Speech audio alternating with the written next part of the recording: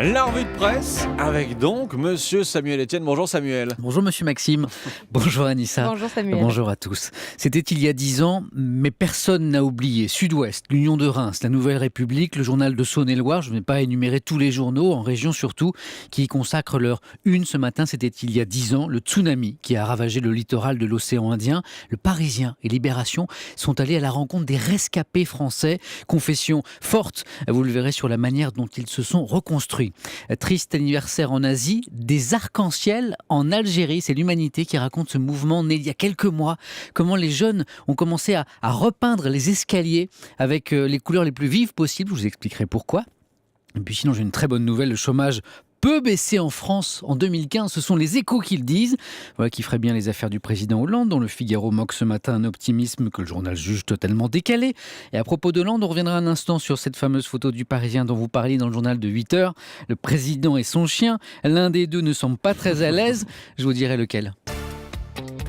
C'était donc il y a 10 ans tout juste, Samuel, le 26 décembre 2004, un terrible tsunami s'abattait sur les plages de l'océan Indien. Oui, 2 photos à la une de Nice Matin. En bas, une plage touristique de la région prise aujourd'hui, carte postale de vacances avec des centaines de touristes bronzant sur le sable blanc. Juste au-dessus, la même plage, 10 ans plus tôt. Spectacle de désolation, pas âme qui vive.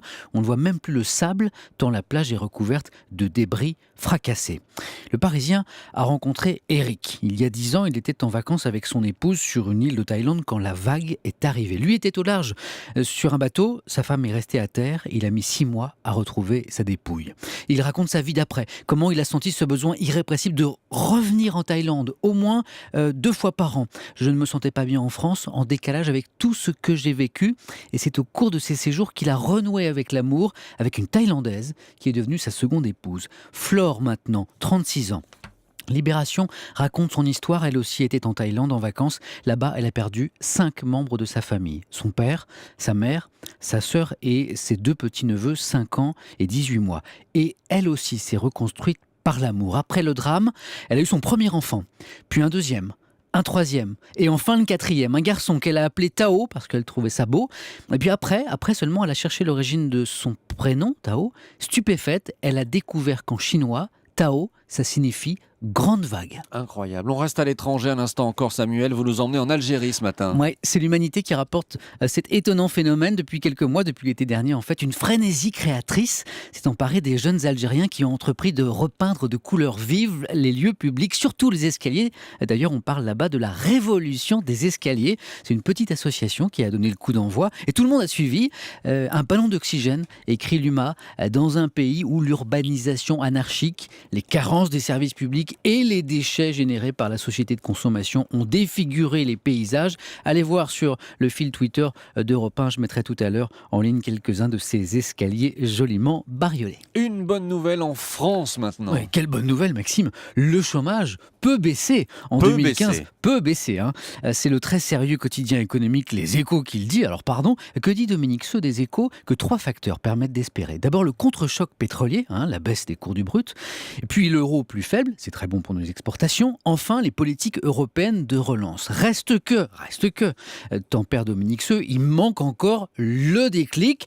Quel déclic? Eh bien, une politique publique qui simplifierait enfin le quotidien des entreprises dans notre pays et une action vigoureuse contre le sous-travail dans une partie de la sphère publique. Et là, évidemment, tous les regards se tournent vers le président Hollande. Bien sûr. Alors, je suis allé lire les dernières actualités liées au président. Bon, alors il y a le Figaro qui se moque de ce chef de l'État ce matin, qui persiste à afficher son optimisme pour l'avenir. La vie en rose s'appelle l'édito du jour, mais bon, là, il n'y a rien de très nouveau du côté du Figaro.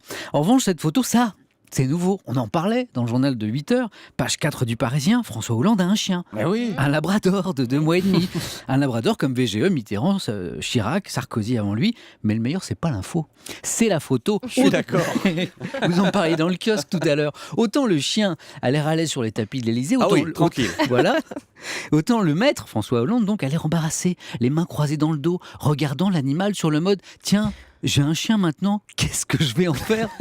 Allez voir la photo. Elle est sympa, page 4 du Parisien et partout sur Internet d'ailleurs depuis ce matin. Un mot, Samuel, des grilles d'Angoulême. Ouais, vous en parliez dès hier, Maxime, dans la matinale. Cette polémique, Angoulême, après la décision de la mairie de poser des grilles sur les bancs pour empêcher les SDF de s'y installer. Je voulais saluer ce matin la réactivité de nos confrères du journal La Charente Libre, qui hier soir ont fabriqué leur une avec la photo des bancs grillagés. En se rendant compte que dans la nuit, en catimini, les grilles ont été démontées, sont vite repartis faire la photo, refabriquer leur première page qui est arrivée à temps dans les kiosques ce matin. À la Charente Libre, on ne chôme pas.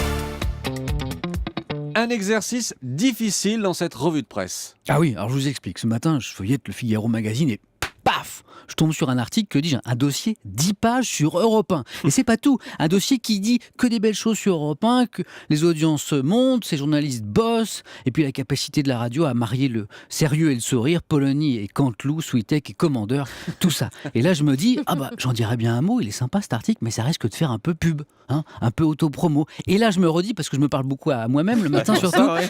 mais toi mon Samuel, tu peux, parce que tu n'es que de passage. En vacances de Noël à Europe, ta vraie maison c'est France 3. Donc sans retenue, je confirme, Europe c'est top, comme France 3 aussi, notamment le journal de la mi-journée.